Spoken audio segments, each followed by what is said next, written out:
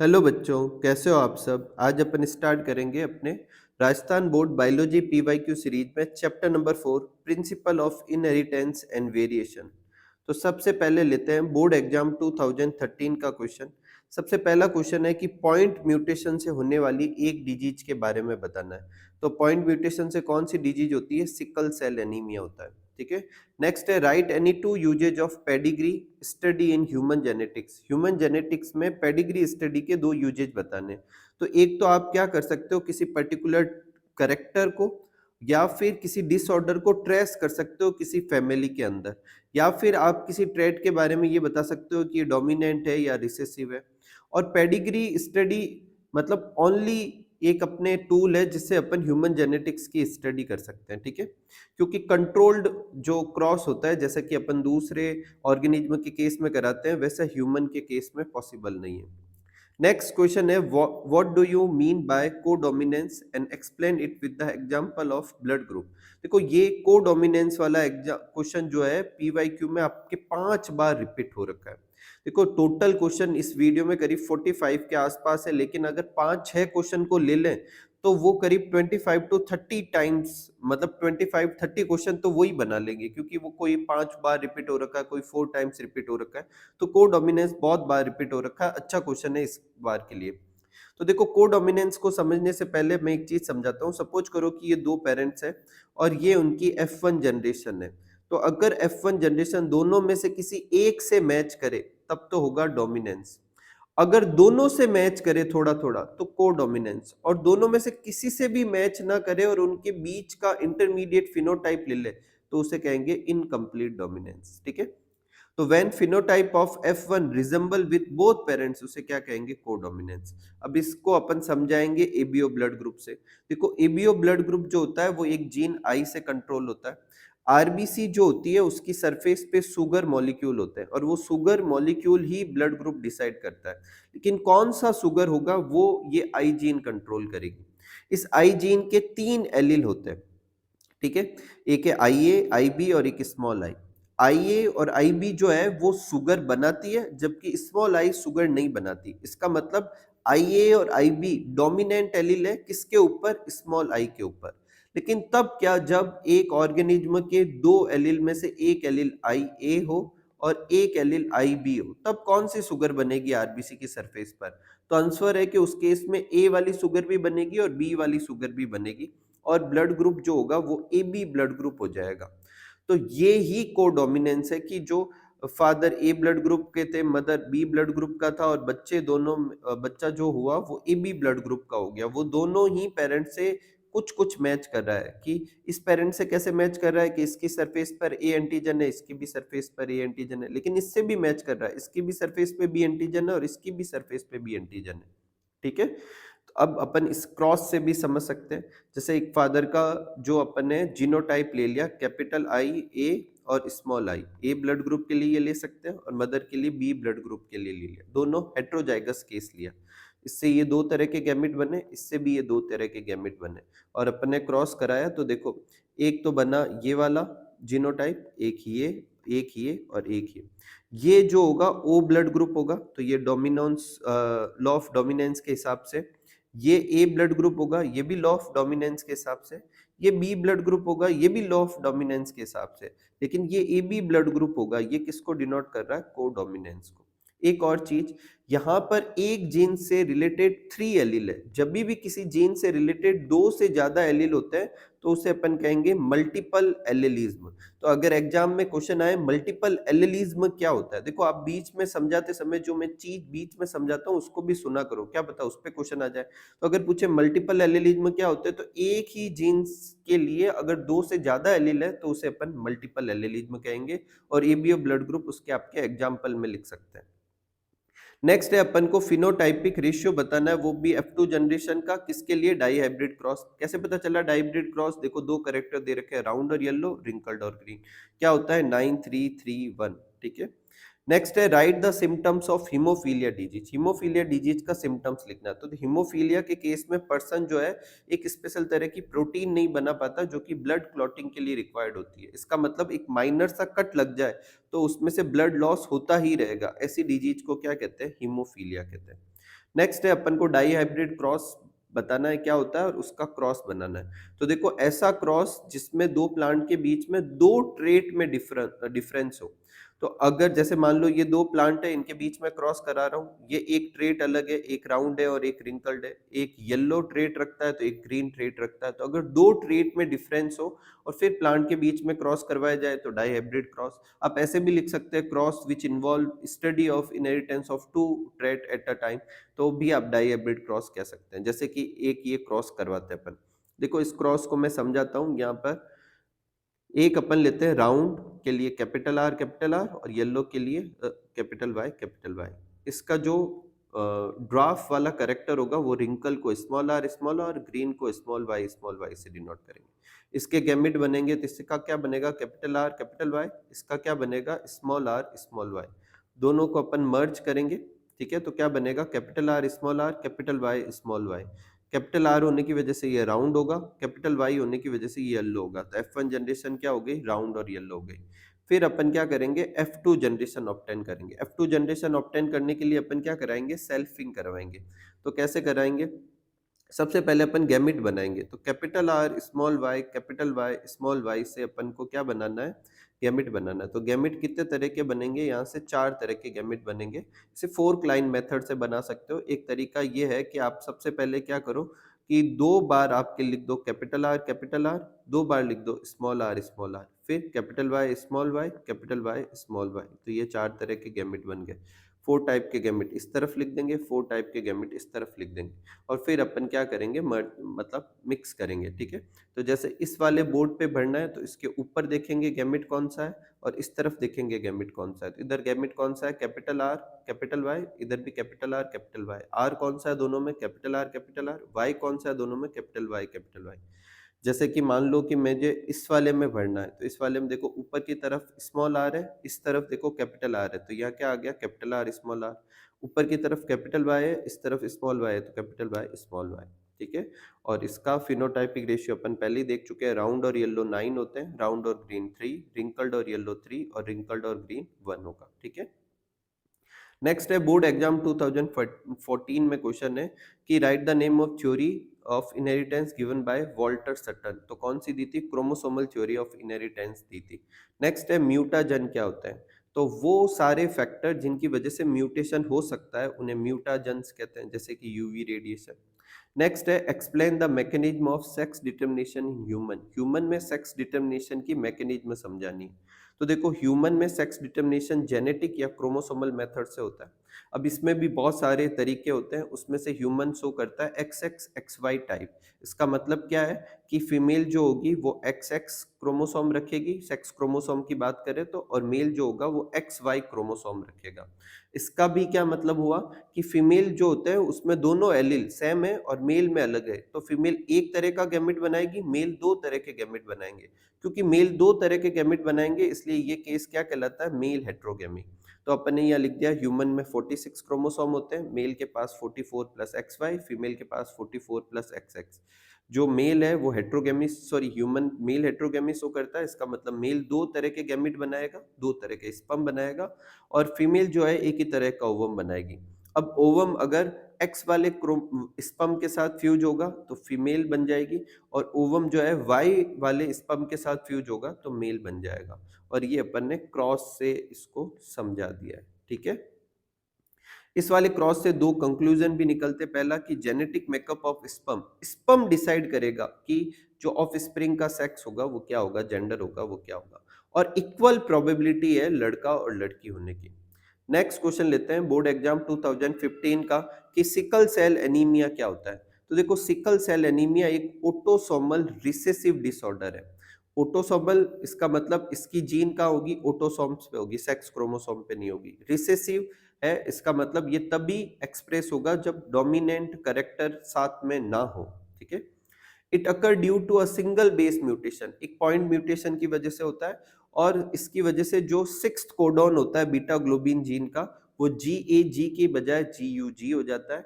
इससे sixth amino acid valine instead of glutamic acid हो जाता है, ठीक है। और इस म्यूटेशन की वजह से जो हीमोग्लोबिन बनेगा वो म्यूटेंट हीमोग्लोबिन होगा, और जब भी ऑक्सीजन की अमाउंट कम होगी, कंसंट्रेशन कम होगी, तो इस हीमोग्लोबिन की वजह से आरबीसी है अपना शेप चेंज करके बाइकॉन्केव की जगह सिकल शेप कर देगी, इसीलिए इसे सिकल सेल एनीमिया कहते हैं।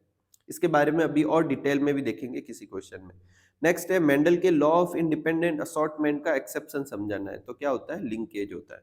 नेक्स्ट वापस क्वेश्चन आ गया किस पे, को डोमिनेंस पे, अपन समझ चुके हैं, मैंने पहले भी बोला है कि बार बार रिपीट होगा, देखो ये फिर को डोमिनेंस आ गया, अपन कर चुके हैं, मैंने बार बार आंसर लिखा, बार बार पढ़ेंगे तो आपके रिपीट ही होगा।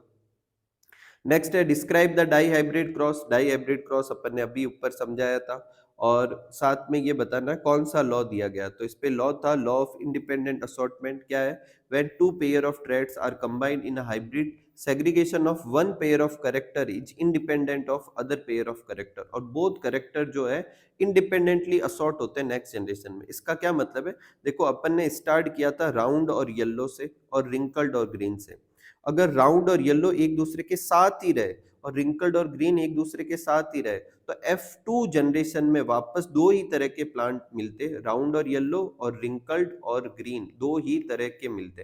लेकिन ऐसा नहीं हुआ, F2 जनरेशन में कितने तरह के, चार तरह के प्लांट आए, राउंड और येलो और रिंकल्ड और ग्रीन, ये तो आई, लेकिन इसके साथ राउंड के साथ ग्रीन और रिंकल के साथ येलो, ये दो नए करेक्टर भी आए। इन दो नए करेक्टर का आना ये शो करता है कि राउंड वाला येलो के साथ भी असॉर्ट हो सकता है, ग्रुप बना सकता है, और ग्रीन के साथ भी बना सकता है। इस इंडिपेंडेंस को कहते हैं इंडिपेंडेंट असॉर्टमेंट।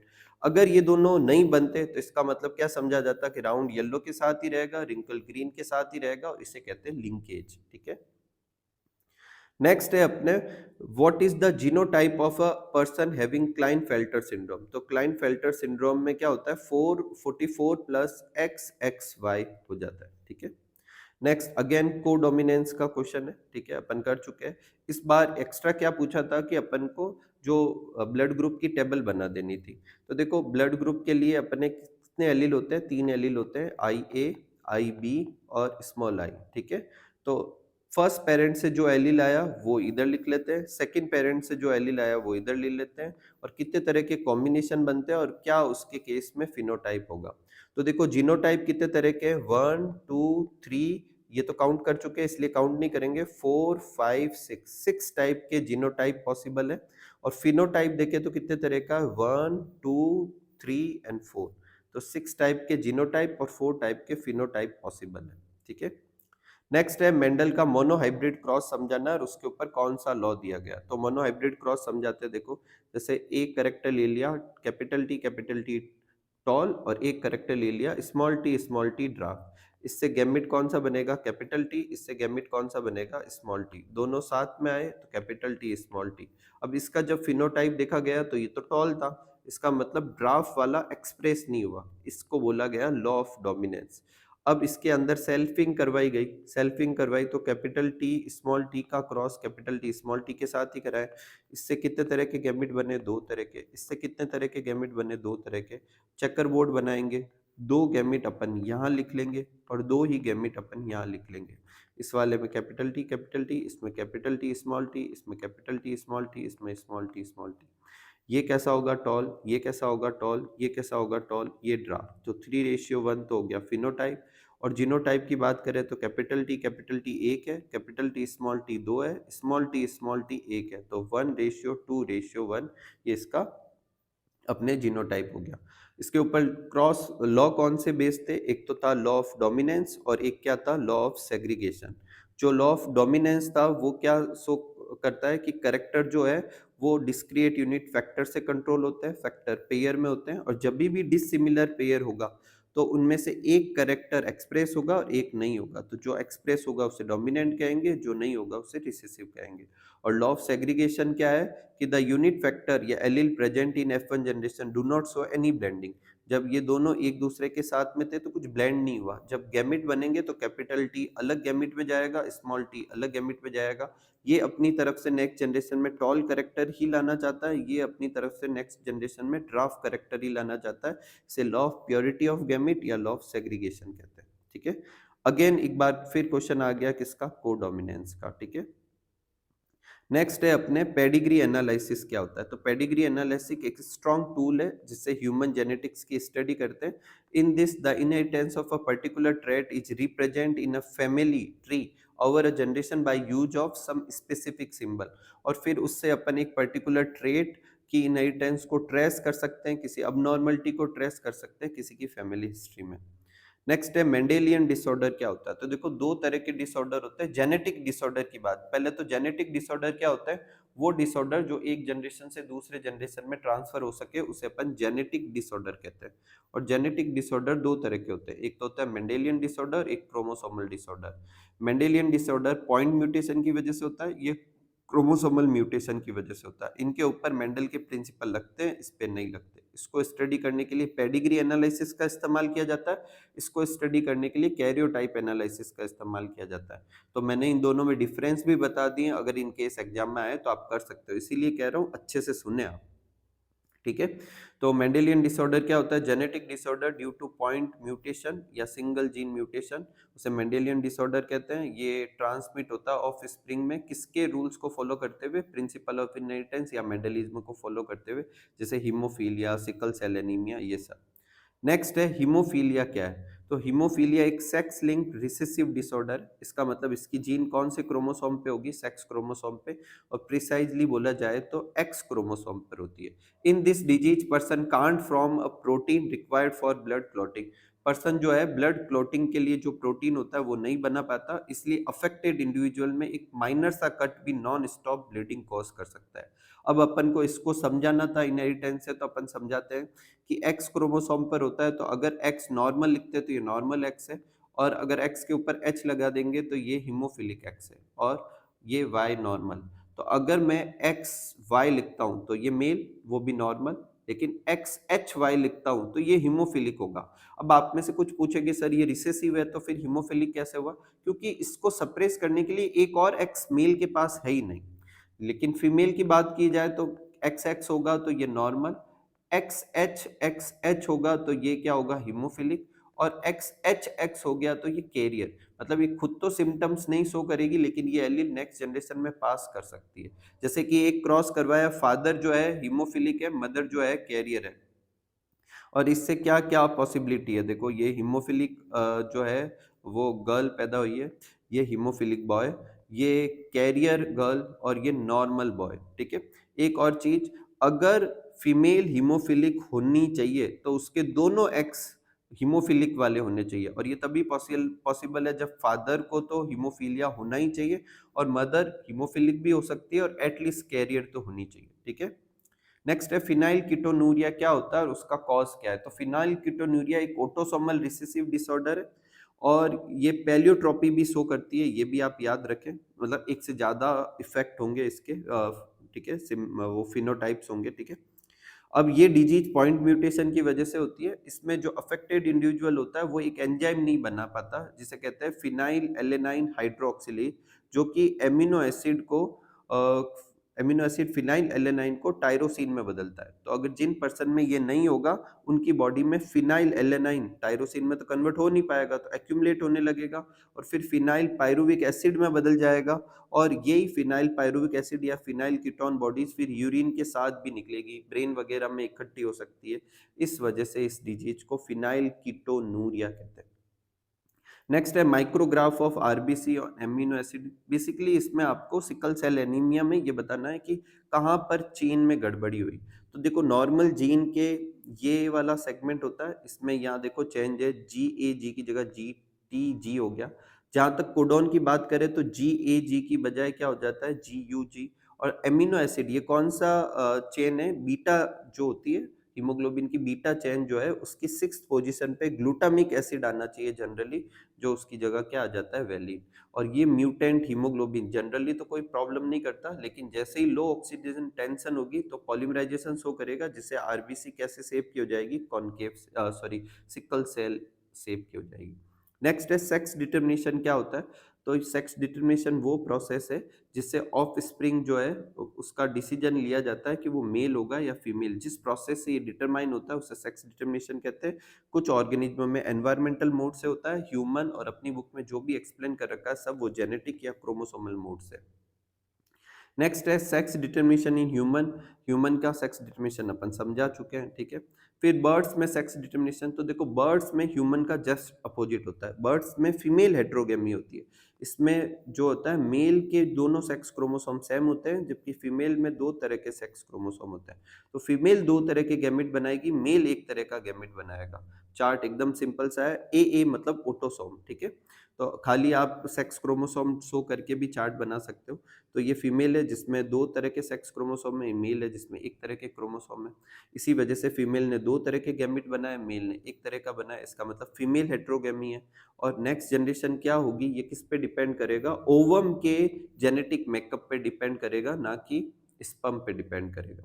नेक्स्ट अपना क्वेश्चन क्या था, एक बार क्वेश्चन देख लेते हैं अपन, कि फादर का ब्लड ग्रुप ए है और मदर का ब्लड ग्रुप बी है, बच्चों में क्या क्या ब्लड ग्रुप पॉसिबल है। तो इसका ही क्रॉस अपन ने बनाया था, फादर का ब्लड ग्रुप ए, मदर का ब्लड ग्रुप बी। और क्या पॉसिबल है, सब पॉसिबल है। ए ब्लड ग्रुप भी हो सकता है, बी बी, ए बी और ओ सब हो सकता है। ये ए बी होगा, ये बी होगा, ये ए और ये ओ।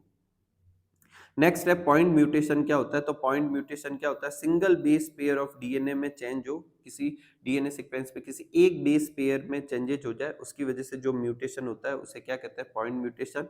इसका एग्जांपल अभी अपन ने किया था सिकल सेल एनीमिया वाला, ठीक है। नेक्स्ट है name the chromosomal disorder which is caused by the presence of additional copy of chromosome number 21। तो अगर 21 की एडिशनल कॉपी होगी तो जनरली एक ऑर्गेनिज्म में हर क्रोमोसोम की दो कॉपी होती है। एक एडिशनल कॉपी होते ही कितनी हो जाएगी, तीन, इसलिए इसे ट्राइसोमी कहेंगे। तो ये क्या हो गया, ट्राइसोमी ऑफ 21st क्रोमोसोम। और ट्राइसोमी ऑफ 21st क्रोमोसोम से जो डिजीज होती है उसे कहते हैं down syndrome. Next again sex determination in human है, अपन समझा चुके हैं।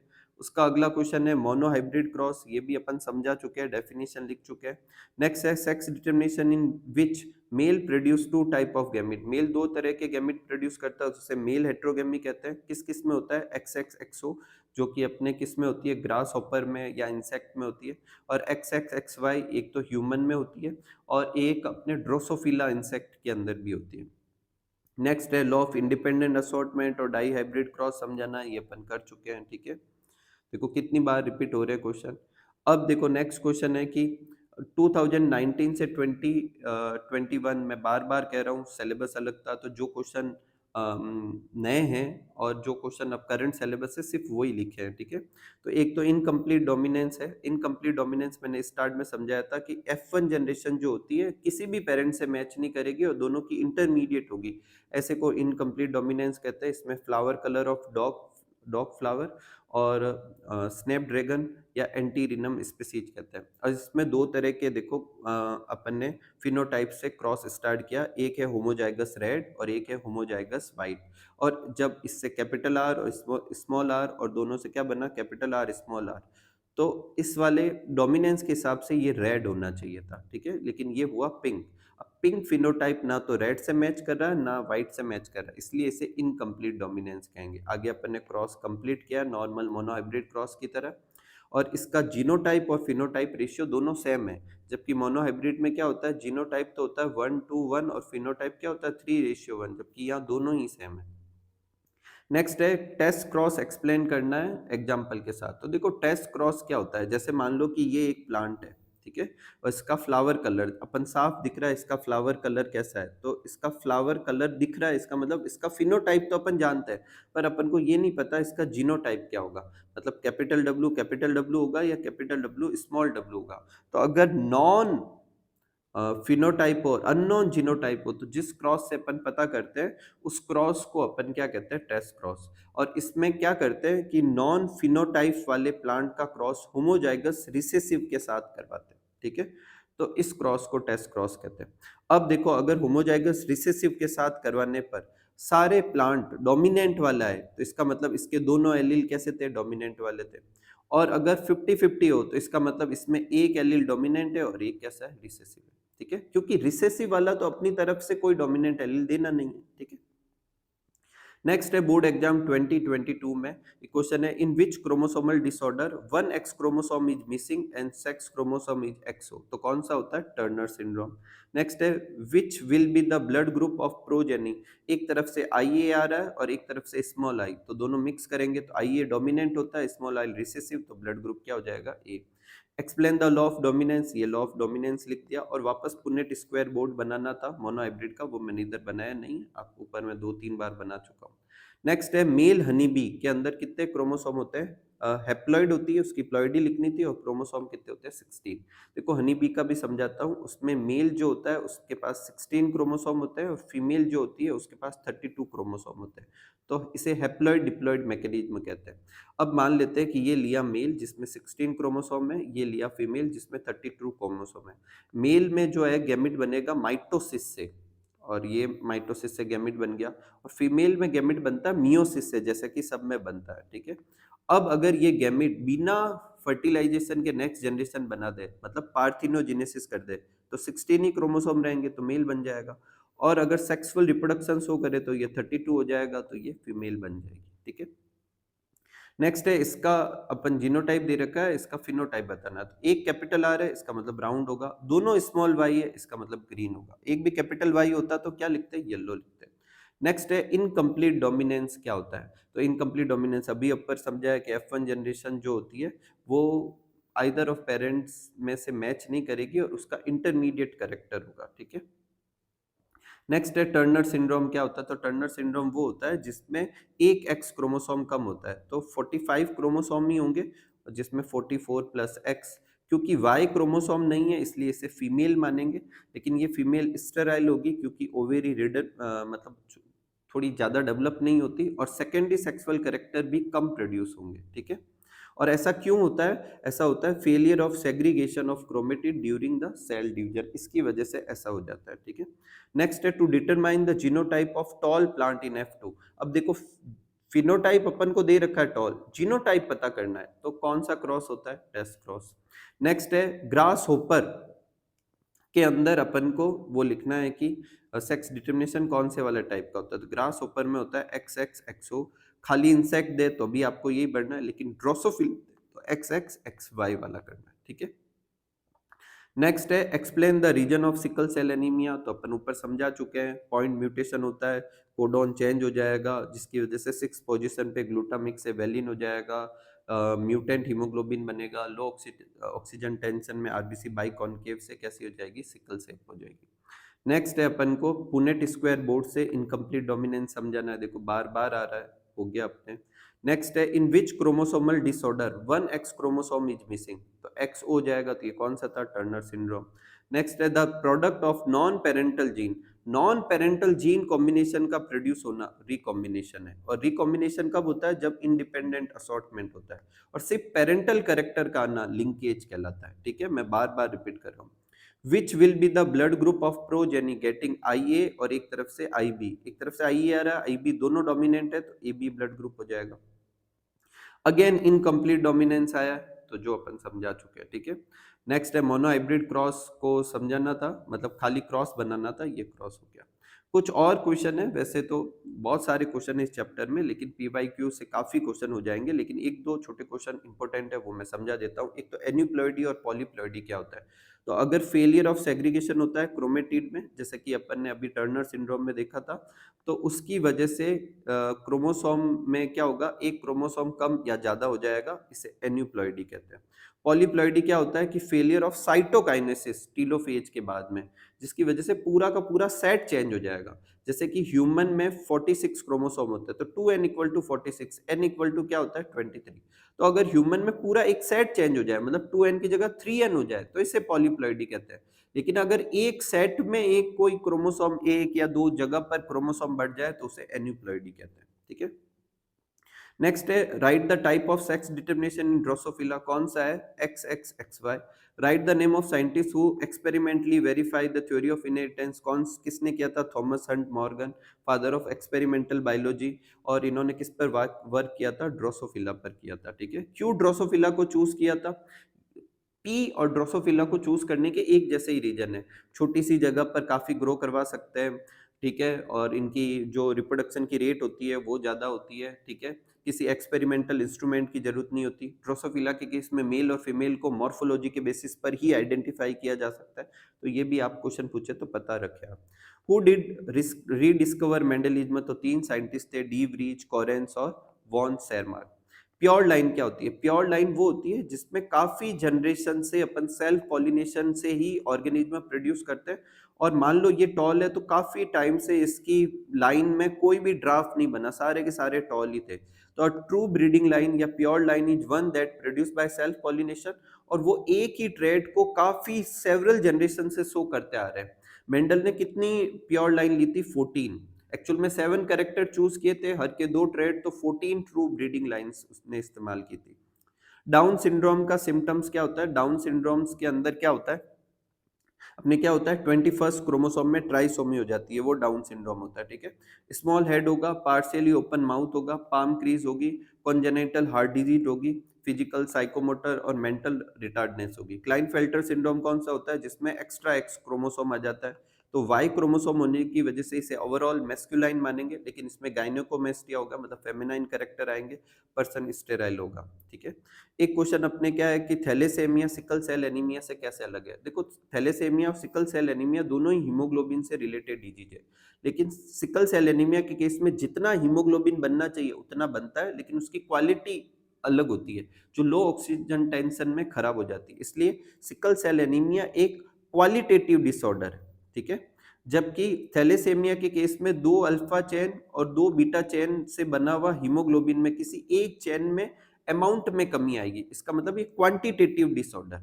ठीक है, इसके साथ अपने आज का ये वीडियो पूरा होता है। उम्मीद करूंगा कि ये वीडियो आपके लिए हेल्पफुल रहा होगा और आप बहुत अच्छे से स्टडी कर रहे हैं। मिलते हैं अगले वीडियो में, तब तक आप सब लोग खूब सारा हार्डवर्क कीजिए, खूब खुश रहिए, खूब मस्त रहिए। Thank you for watching.